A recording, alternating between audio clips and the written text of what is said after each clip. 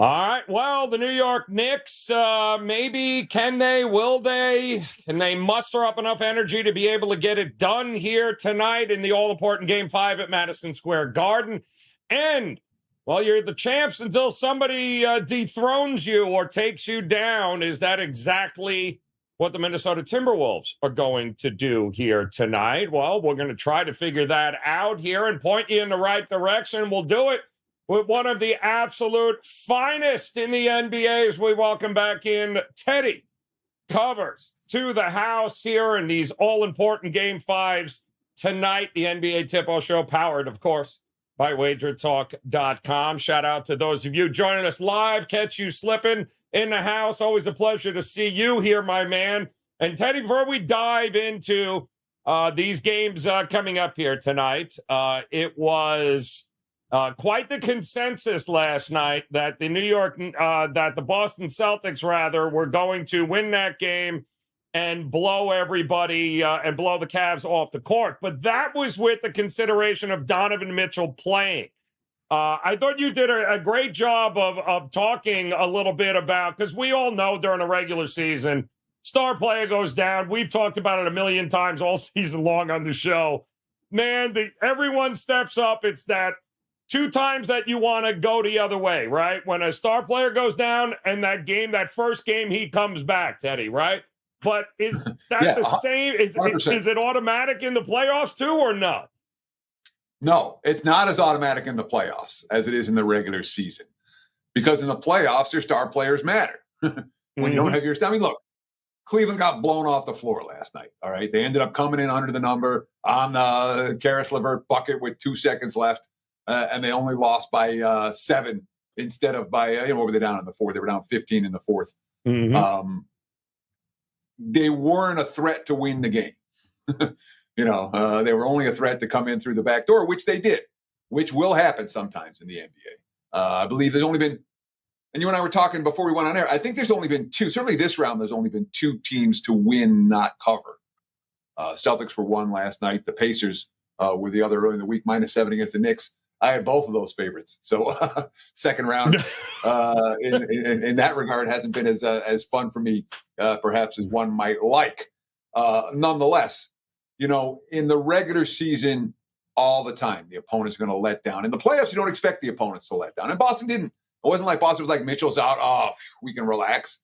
The Celtics played a good game, but the point spread went through the roof. When you talk about a 4.5 point move in the last couple hours for a tip-off, that's a whole lot of money coming in on an injury that, frankly, may well have been priced right at the opening point spread, not the close. So it's something that you have to deal with. A late breaking injury. I did when I made my bet on the Celtics, I assumed that Donovan Mitchell was going to play. When he didn't play, that actually hurt the cause as much as it helped it, being that the point spread went through the roof, and it made a difference in the end. It made obviously a big difference. Strus, Garland, all the guys that we were wondering when are they going to show up. Well, they collectively did enough to get over their point total and to stay within that spread. But congratulations, we got one more game coming your way. And because if anybody's expecting Tristan Thompson to ball out in Boston in the next game, I just don't see it happening. So I think it's safe to say Boston has got to be feeling pretty good about the spot that they are in now here, Teddy. The question is, who are they going to be playing? And, well, we're going to find out, get a little bit closer to this game here tonight with the Knicks taking on the Pacers. And I guess the big question with everyone, Teddy, is there enough left in the tank for the New York Knicks here, who are obviously running out of steam? But Brunson, 30 minutes, I think. Josh Hart, 24 minutes. I don't think any other guy that we would think of played more than 31, 32 minutes. So as crazy as it is, Teddy, the Knicks have had now those guys. This is the most rest they've had in a while here between that game and this one. So is it worth looking at them early and often? Because I looked at it. They haven't won a first half yet. I don't think they've covered a first half yet in this game. It's this series. It's been all Indiana early. What are we thinking here tonight with these New York Knicks? So it's all Alec Burks all the time, right? He was the guy we were on the show last time that you were like, Alec Burks. Oh my God. And that when he came in, he hit 2 threes in the first half. He hit 2 threes in the second half. And that's how they freaking covered that stupid number against Indy was Alec Burks. So, but that's kind of the point here for the New York Knickerbockers. All right. They need the Alec Burks of the world to step up. You realize he's their 5th leading scorer in the postseason and 4th leading healthy scorer because Anunoby's out. He's averaging 11 points a game for the Knicks. But, the Isaiah Hartenstein, the Miles McBride, these are the kind of guys who the Knicks need as much as anyone to step up in this Game 5. And, of course, Game 5s in general. From a total standpoint, we expect this to be a hotly contested. It's when the series is tied 2-2, and it goes back to the original venue for Game 5. Game 5, 6s, and 7s all tend to trend under.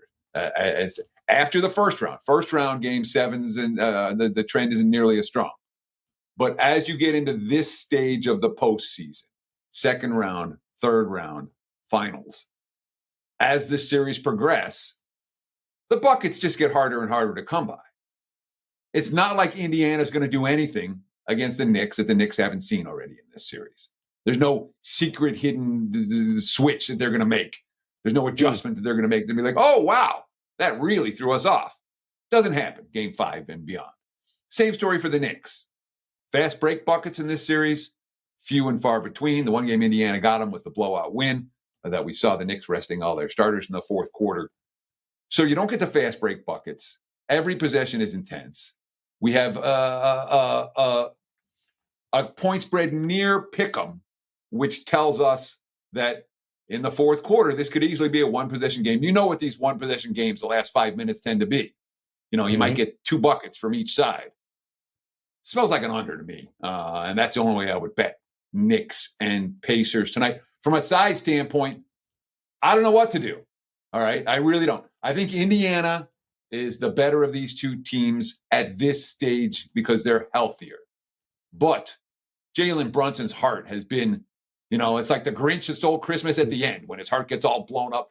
Jalen Brunson has, and I shouldn't just call Brunson because it's been Hart and DiVincenzo, the trio of Villanova studs, have played at a higher level than my power rating number would indicate. And I have to respect that at this point of the postseason.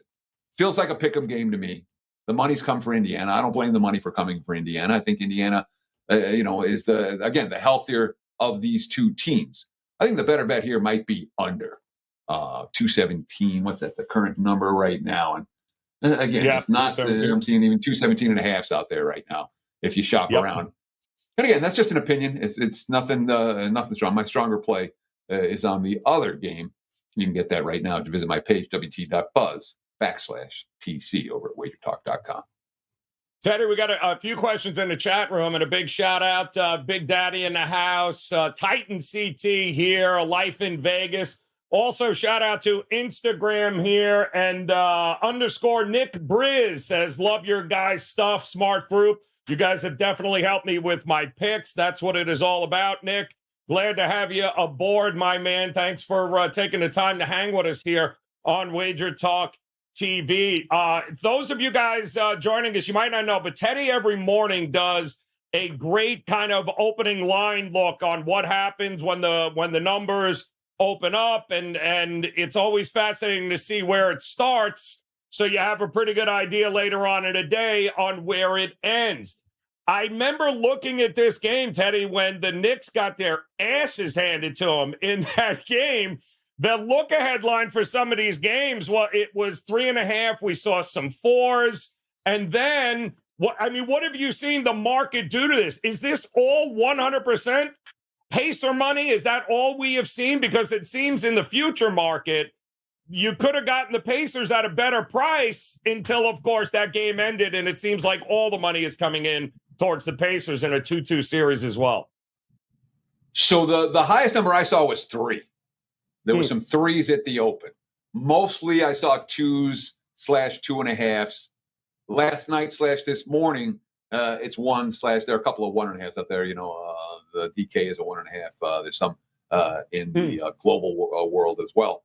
But here in Vegas, pretty much 1 across the board for the Pacers. So that's down from 2, 2.5. And again, I can't be shocked that there's been Indiana money. When you think back to before game 1, all right? What did we say? We said the Knicks are exhausted. They play their starters too many minutes. Coach Tibbs' teams always fail in the postseason because they play their starters too many minutes. They've got injuries up the wazoo, and Indiana's very live in this series. And then the Knicks won the first two games but down 2-0. The series price told us Indiana's still totally live in this series. The down 2-0. You see minus 1,000, minus 1,500, minus 800. The Knicks were minus 400 in that spot. Yep. Now the Pacers are favored. They have 2 out of 3 in New York, and they're minus 150 to win the series, which tells us what the markets are doing to the Knicks right now. The markets are crashing on the New York Knicks because there ain't nobody left. All right. Yep. Doesn't mean they can't win tonight. Doesn't mean they can't Indiana. And the fact that they've been in there, the Knicks have been playoff tested. They were here last year. Brunson's been around in the postseason. It's not a team that is unaccustomed to these type of games. The home court advantage at Madison Square Garden has been very real this year. I think Indiana's the better team. I think Indiana's live to win the series. But, right now, I think because of the injuries for the Knicks, that Indiana's the better team. And the markets are saying that as well. But am I running to the window to take one with the Pacers tonight? I'm not. The price isn't right. It's a side for me that I've got no action on.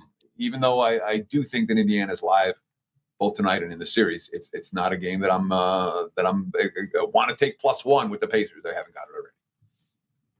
Tyler saying, give me the Pacers and the over in this game. Teddy thinks maybe the under is not a bad way to look on this one. And a big, big shout out, Teddy. Royalty in the house in the chat room here. The man formerly known as John Finley, who is now John Obi over points Finley, because he is the man that has owned the Obi Toppin over on points all series long in the house. Well done, John Obi points over Finley. We appreciate you swinging by here. His big question here, Teddy, is trying to figure out the team total for the Pacers. It appears to be 53.5, I think, in this one, which might be lower than what we have seen in this series so far. And I think they've done a pretty good job of getting up and over that number there. Goes to your point. Are we thinking much, much slower pace, less points, Knicks come out and just leave it all out in the first half? Is that what the market is thinking? So Obi finally went under in one of those games, in the one that the Pacers didn't cover. Yeah, the Burks one, exactly. Unreal. If he'd gone over, the Pacers would have covered that game. But we're not going to beat that dead horse to death. We already lost that. That was last week. I got to get over it. Get over it, Ted. Way to go, I'm seeing 53.5 juice to the over, 54.5 juice to the under in terms of Pacers first half lines. Let me put it this way.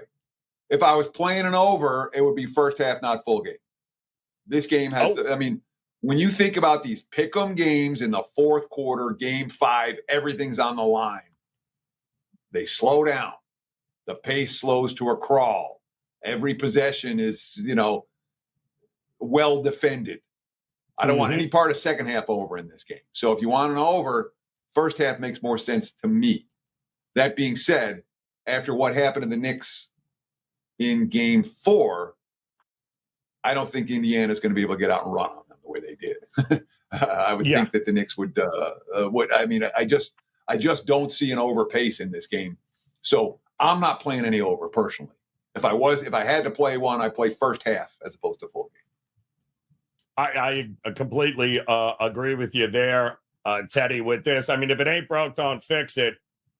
The Pacers are more than capable of getting over 53.5 points in the first half. No Anunoby, big loss there. And then that opens up the question, Teddy, and I think he went under. We talked about it last week on the show. We said, all right, Anunoby's out. We should be looking at Siakam props, right? Because Anunoby was basically tasked with limiting the guy that had been leading the playoffs at one point in points. But Now that he was gone, I think Siakam's usage went through the roof. 26 points, I think, in that first game without him. In game 4, he only had 14, but I mean, hell, he didn't even play basically in the second half. The game got out of hand here. 20 and a half, 21 and a half here tonight. Would you still consider looking at Siakam props if you were going so up and over with the point total here tonight? So he's 3-1 to the under in the series. He had the 26-point effort in game 3. That's the only one that he went over the total 14, 14, and 19 in the other 3 games. Only 9 shot attempts last time out after having 18 and 16 the first 2. In theory, when guarded by Anunoby. I don't have a strong opinion, guys. I don't want to blow smoke up anyone's ass and say, yeah, bet him over, yeah, bet him under. I try to give you guys all the opinions I have. I don't have a strong take on Siakam tonight. I don't know. I would expect it to come, it's so hard, though, Teddy, with all of these guys from the last game, though, right? Because it was such a blowout. In general, it's so hard. If I'm looking at an under in the game, I'm not looking at a whole lot of player props over, unless I'm talking about rebounds or block shots or something like that. So in general, I'm not looking for first half Pacers over. I'm not looking for Siakam over. But Siakam's not a guy I'm excited about betting under either. I just don't have an opinion on the number feels about right for me. So I don't, I will answer every question with whatever opinion I have, but if I don't have an opinion, I'm not going to force one. This is one I got no opinion. And it probably won't be the guys are, no, it won't either. But there's a lot of questions, of course, and I see it, D-Land in the chat room asking about what kind of night do we expect Brunson to have, right? I mean, Brunson was great in the first game, and then it's been it's been steady decline for Brunson throughout this series here. And of course, it makes sense. He was hurt in that one game. Came back, he left for most of the first half, came back for the second half here. But the Knicks just feel like a situation where they need Brunson to play superhero. But if he doesn't, Teddy, he's probably an under candidate across the board. But I would imagine he's gonna leave it all out on the court. He only played 31 minutes in that last game. I think if he's hitting early, he's going to be hitting late here. I wouldn't be running to the window to fade Brunson tonight either, would you? No. I mean, look, Brunson correlates with Knicks. All right. If you want Brunson over, you probably want some Knicks tonight. It certainly makes sense to this better. And the key is, I mean, look, he took 14 free throw attempts in the first game. Yeah. And he hasn't come close to that since. He went 0 for 5 from 3 last time out. That's certainly an issue. But he's only made 6 3-pointers in the series. Everything he's done is that mid-range game. You know, that he plays so well. There's definite correlation in my mind. If you like the Knicks, you want some Brunson over. It makes perfect sense. But I don't like the Knicks tonight, and I don't like anything over. So I'm not getting there. I wouldn't run to the window to fade him because this is the kind of game where he would bounce back, drop 40, and they still might lose. Because guys like DiVincenzo alone here, guys who has scored at least 25 points in the first 3 games, he too was woefully undervalued early in this series. And then, of course, game 4, just throw out game 4, basically. If you're looking at anything prop related tonight, don't even look at game 4 because everything to do with the Knicks went out the window quickly in that one there. If there is to be a bounce-back guy here tonight, I would look at DiVincenzo or Hart, who also played 26 minutes. I mean, he didn't play at all in that last game, but yet he had been averaging 45, 46 minutes, prior to that the entire postseason. So maybe the rest will benefit Hart the most tonight if you're looking at the Knicks there, Teddy. I certainly wouldn't argue with, in theory. Hart, DiVincenzo would probably be 1 and 2 on my list of guys to look at overs if you're looking at the Knicks tonight. So agree wholeheartedly, Mr. Yes, yeah. You and I on the same page.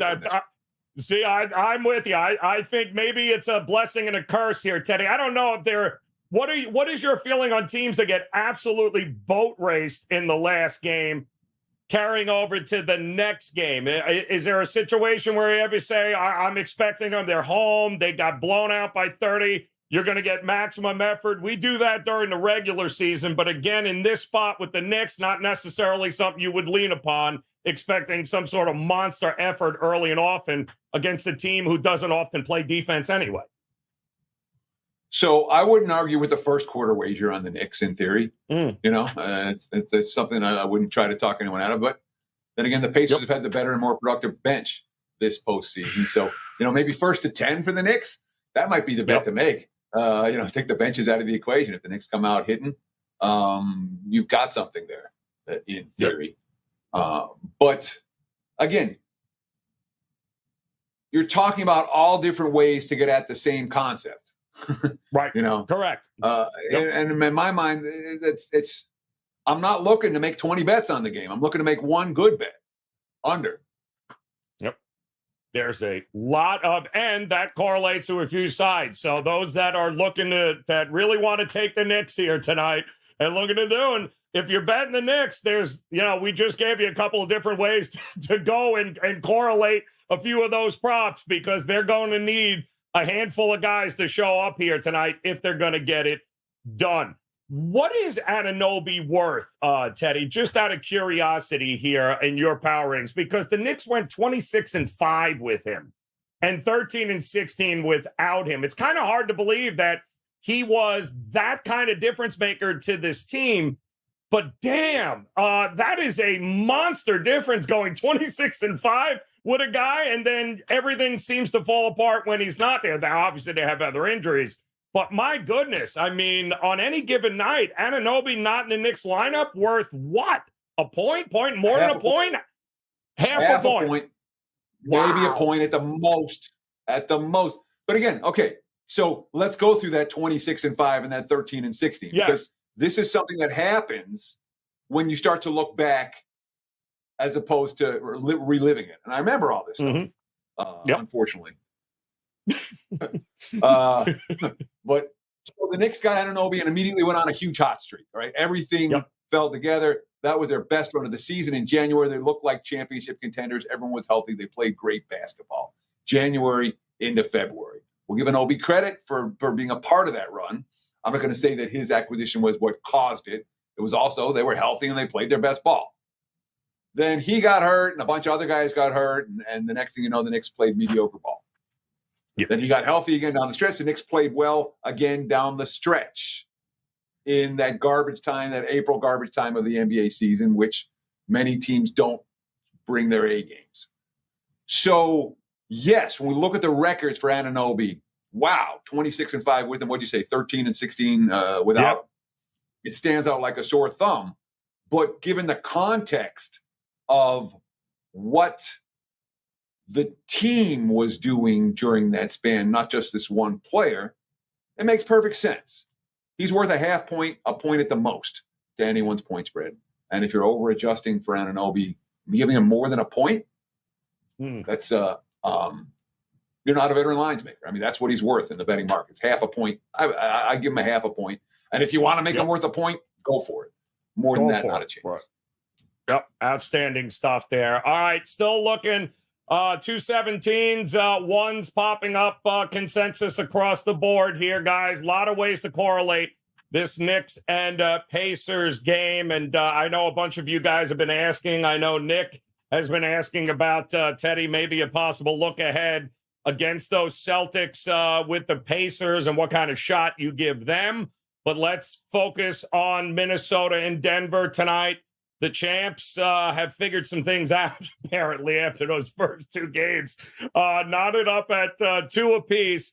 There were a lot of people on this show and in this chat room that were calling for a sweep after game 2. Might have been a little premature, but they're going to lose 3 games at home, or are the Minnesota Timberwolves going to lose 3 games in a row? I mean, this is rough, but what have you seen from the market from open to where we are? Where is the money do you see coming from here, Teddy? Where's it heading to?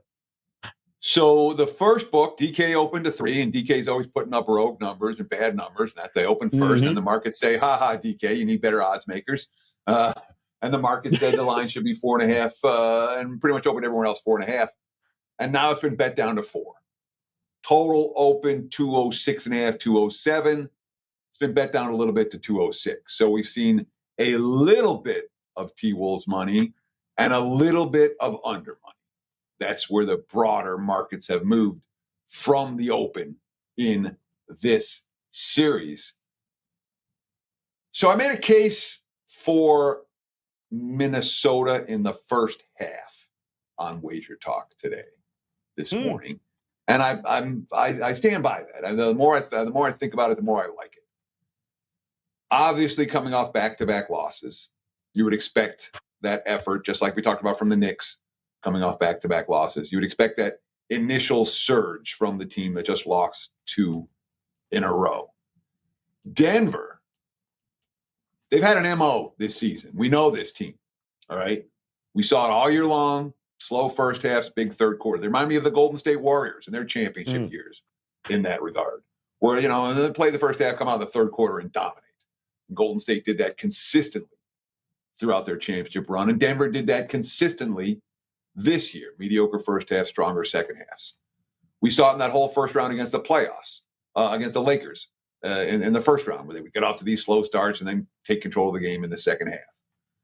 Off the back-to-back wins, returning home, we don't look at playoff spots being exhale spots. There are no exhale spots in the postseason. Denver's not laying down tonight. But from a first-half perspective, I expect Minnesota to play like their hair's on fire.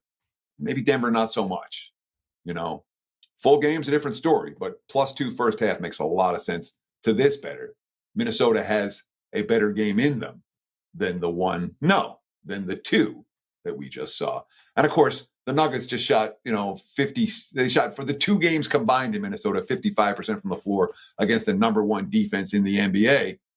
I guess good offense trumps good defense in this regard, but I'm not convinced that the Nuggets are going to come out shooting lights out the same way here that they have in each of the last 2 games. So T-Wolves' first half is the one that makes sense this better. Now, I don't trust Minnesota to hold it. All right. What do we say? We talked about it last week. Never underestimate the heart of a champion with Denver. My clients and I cashed with Denver game 3 at Minnesota, expecting the Nuggets to come and do something and not lay down, which they didn't do. Champions are champions until they're beat. Ain't nobody beat Denver yet. Nope. But absolutely did not. And it's interesting, Teddy, because a lot of folks have been talking about, and we see in the chat rooms here as to, well, what the hell changed with Denver? What did Denver do differently on the road, since a home team really hasn't won a damn game yet here? But that's not going to matter. It's a chess match, right? So Denver took the first couple of shots and then they delivered it. But I saw them a remarkable number, almost 56% on mid-range shots. They were about a 46, 47% team during the season. So they're against that kind of defense, man, they have been they're hitting shots from everywhere mid-range. They're not even trying to get to the rim. They're just like, all right, good. We'll just pull up and we'll start hitting a bunch of mid-rangers. And that's what they have been doing. Is it sustainable is the big question here for Denver. And what in the hell is Minnesota going to do to combat that now? That's the interesting question. Because in theory, you got to put Towns or Gobert on the bench and get another wing defender out there. And Towns is having he had a terrible 2 games in Minnesota. Yes. Towns' 2 games in Minnesota are like, we're as bad. We're like, trade this guy bad. Like, oh my God, what just happened bad? He was the worst, he was supposed to be able to do something with the Joker, and he was lost, missing defensive assignments all over the place, jacking up bad shots offensively. If I'm pointing a finger for why Minnesota went 0-2 at home, I'm pointing at Cat.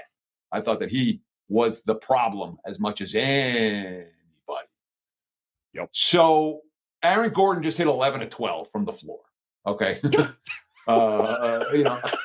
what it means. It's like, when Gordon's doing that, Gordon and Porter are kind of like the X factors for the Nuggets. All right. We don't talk about them as much as Joker and Murray.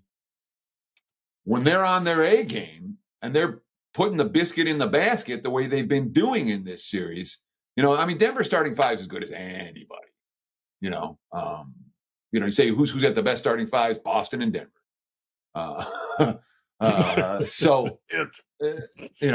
And we say, what I say at the start of the postseason, I said it's going to be the Celtics coming out of the East, and if someone beats the Nuggets coming out of the West. Boston's coming out of the East. Someone you were asking before about Indiana or the Knicks against the Celtics. Yep. Celtics in 5. That's my against either one of them. Yep. They'll lose game 2 at home. That's exactly good. But, if it ain't broke, Teddy, if it ain't broke, don't fix it. But I'm very confident with Boston coming out of the East. There's nobody in the East that can beat Boston, even if Tatum got hurt. All right, take away Boston's best player, they're still favored against the Pacers or the Knicks in round 3. And of course, if Cleveland comes back and win this series, you guys can all mock me. But I'll take the under on I'll take the under on future Cavs wins. In the West, it's Denver and I thought Dallas might be live. I thought Minnesota might be live, and I continue to think those two teams might be live. Although the Luka stuff, it's who can stay healthy. That is a big a factor as anything in the postseason. Who can stay healthy? Denver stayed healthy. Murray's back to being Murray right now. Though Minnesota stayed healthy as well. Murray had 2 good games in Minnesota. Very different from what we saw, that 3 of 18 performance in game 2. I think he found the right heating pad, Teddy. I'm thinking that we chucked the wrong one is what he did. He didn't find the right one. He's like, this heating pad sucks.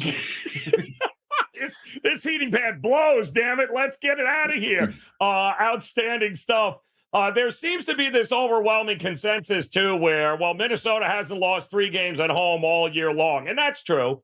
But you're also expecting Denver now to lose 3 consecutive games at home, too. So, to me, I don't think that has anything to do with what's going to happen in this game, whether or not Minnesota's ever lost 3 games or Denver's going to lose 3. I throw it all out the window in the playoffs at this point, Teddy, because it means absolutely nothing with teams in a game 5. Now it's just simply a matter of what? Execution to you? Yeah, that's certain. So the last regular season game was played a month ago. Okay. Right. The last meaningful regular season games where both teams were going full speed was probably 6 weeks ago. Okay. There were a lot of games in April where one team was kind of playing and one team wasn't, or both teams were kind of playing and nobody was. It's been. I'll just put it this: the regular season means to me right now nothing.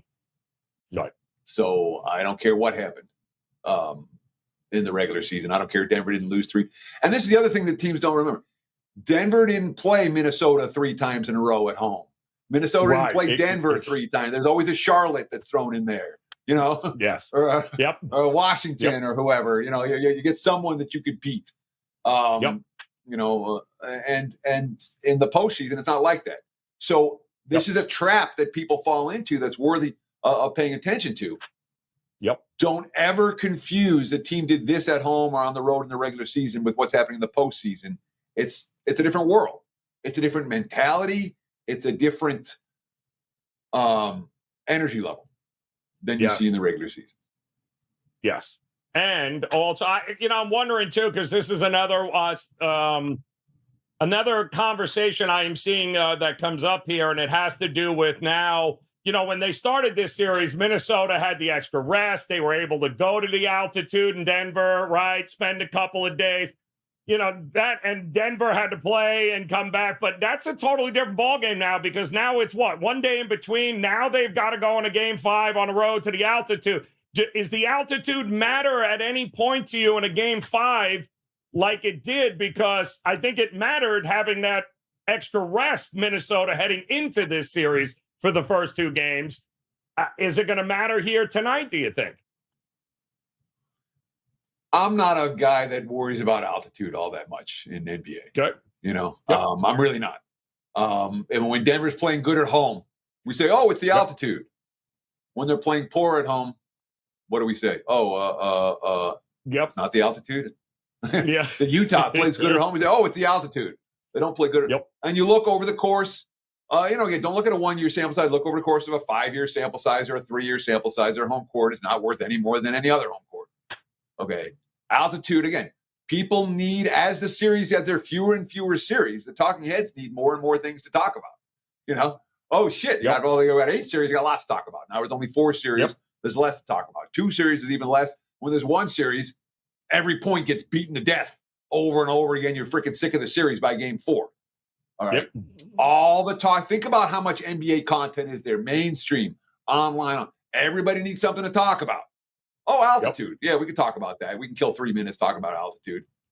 Not a factor for me. I don't expect it to be a factor in game 5. And if Minnesota runs out of gas, it's because they're tired, not because they're playing at 5,000 feet. Correct.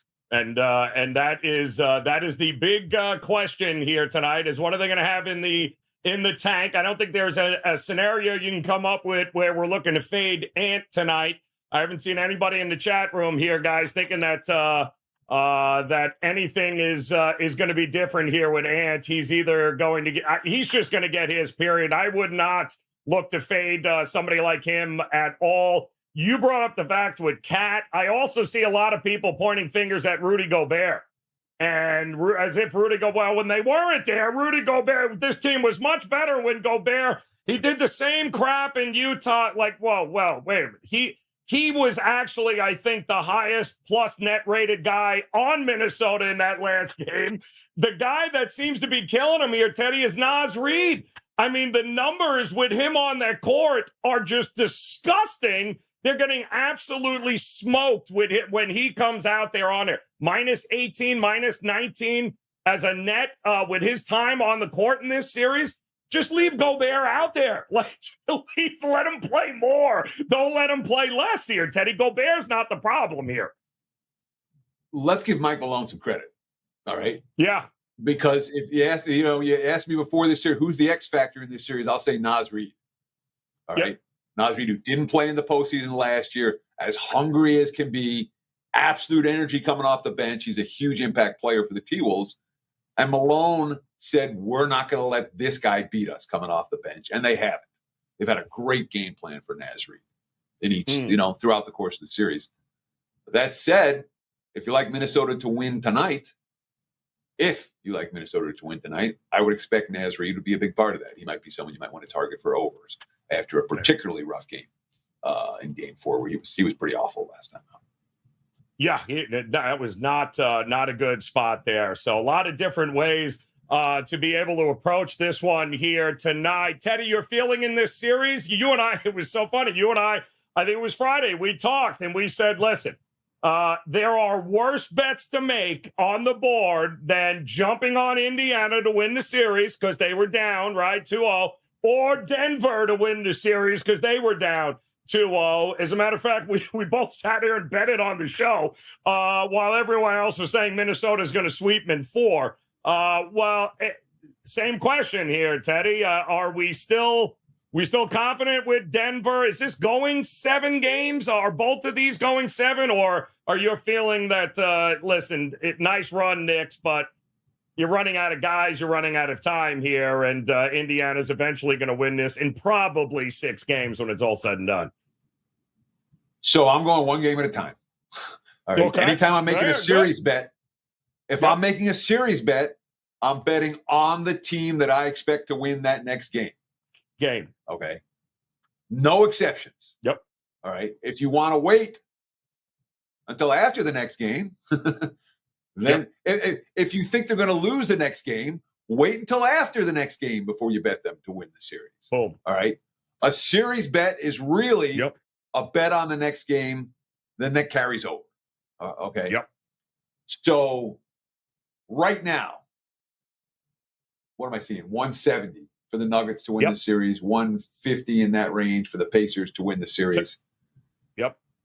When you get to this stage of the postseason, where there's only 3 games left, the series prices are just the money line prices that we already have the point spread range, we have the money line range. It's just the money line prices for the 3 games, and you add them up, and this is, you do your math with it, and this is what you get. So do I have a strong opinion? Would I look at Denver right now? No. The time to look at them was 2 games ago. Would I look at the Pacers right now? No. The time to look at them was 2 games, or even 1 game ago. That window has come, and it's closed. And if you didn't bet it, you missed it. It's okay. There'll be another one somewhere down the line.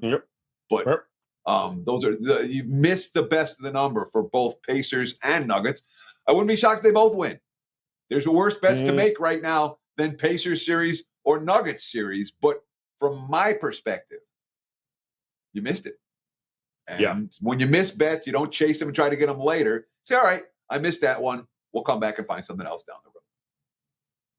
Are you Finch, Malone, who has the coaching edge in this Malone. One to you? Malone for sure. Who's right? got the ring? There you go. Exactly. Yes. Yeah. Well, I mean, listen. When Finch gets a ring, we'll put him in the same category, maybe. Malone. Finch is using the heating pad that on his knee. What Denver did the last 2 games in Minnesota, we cannot. Mike Malone deserves an enormous amount of credit for what happened.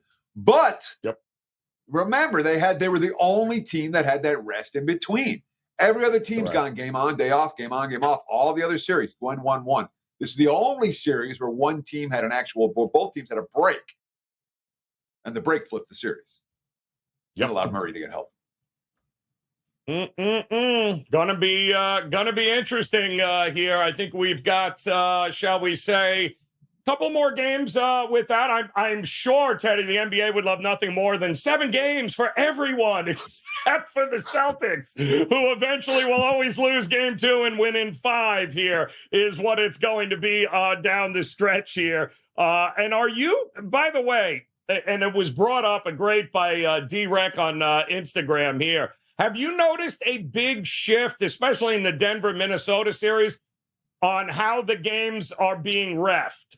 It's obviously been a topic of conversation with some of them, and the physicality of Minnesota seems to have all of a sudden been many more whistles being blown there for Minnesota, putting guys in foul trouble early, can't be as physical. Have you noticed a big swing in how games are being called at all here in this round?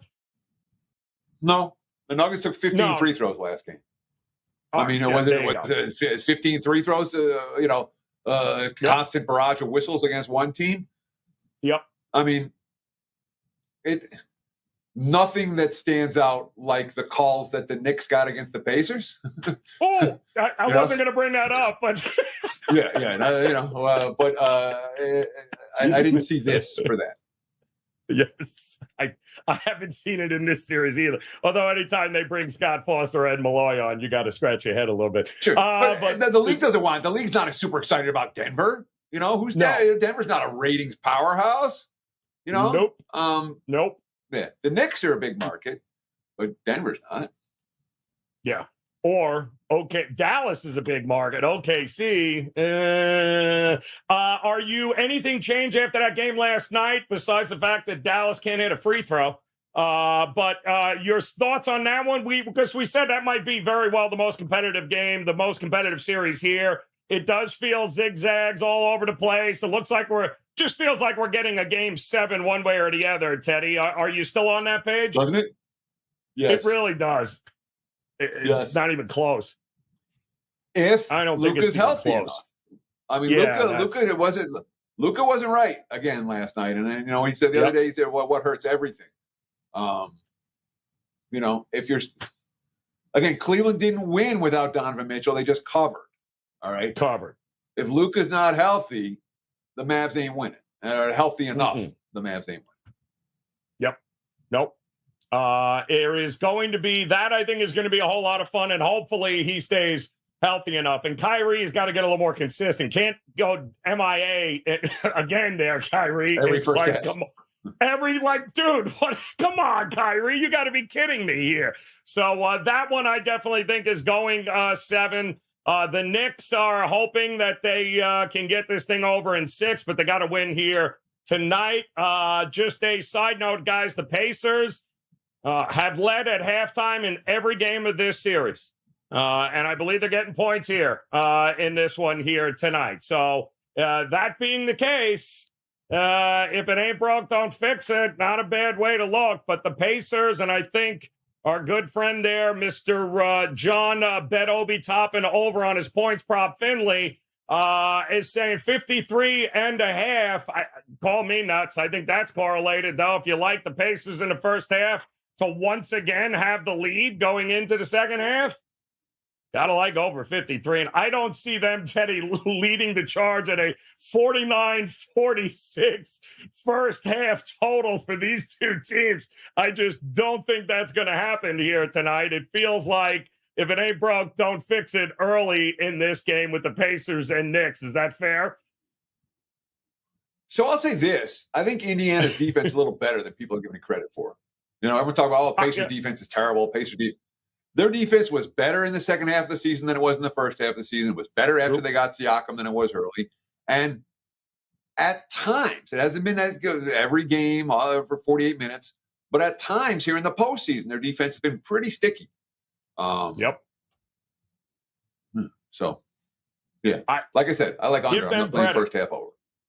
No, yeah, it's not a bad full game under for Teddy in that one there. And Lou 72, we appreciate it. Kelsey's already bet the Celtics tomorrow, as well as Thursday, Sunday, Tuesday, the following, whatever, right up in the game too, Kelsey. We get you. Obi, the Don, coming in over the top, agreeing with Mr. Finley there. Obi topping over 9.5 points. I believe that's the number that we're seeing here tonight for sure. If you're backing the Knicks, you guys know who you have to back because they can't win this game without a couple of guys delivering in a big, big way. But don't sleep, Teddy, on Alec Burks. Let's just say it now. What did he have last game? Didn't he have another double-digit effort? Alec Monster, Burks, dude. Savior. Can't miss. Savior. Can't miss with him. Teddy, what do you got locked and loaded here tonight over at WagerTalk? Single best bet in the association, single best bet in MLB. Get them right now, wt.buzz/TC if you want to get on board. It's been a good postseason. It's been a good couple of months in the plus 90 unit range over the last 2 months. In the NBA, I think 60, 65% playoff run, 62. I don't know. I'm on a good run. I lost last night, but it's been a good April and a good May. So there you have it. WT.buzz. Let's be realistic here. The Celtics burned everybody last night in one way or the other there. Finish your damn game, Celtics, up 15. Stop it in the fourth quarter. All right, guys, that'll do it here. Don't forget, if you could, hit that like button on your way out of here. It's going to be a good night. Going to be a profitable night in the association. Plenty of baseball. And, of course, we'll be back again tomorrow trying to put it all together. It's going to be a very interesting next couple of days this week in the association. The all-important Game 5s here tonight should be a blast. Until then, on behalf of Teddy, guys, we appreciate it. Shout out to those of you joining us on Instagram, on YouTube, on X, on Facebook, on Shorts, including you, Kelsey. Good to see you're not day drinking today, because I was looking for you on Instagram. The Instagram guys are total day drinkers, but we appreciate you guys one way or the other. Best of luck with those games tonight, guys, and we will see you again tomorrow. See you, catch you slipping. We'll see you guys. Be good.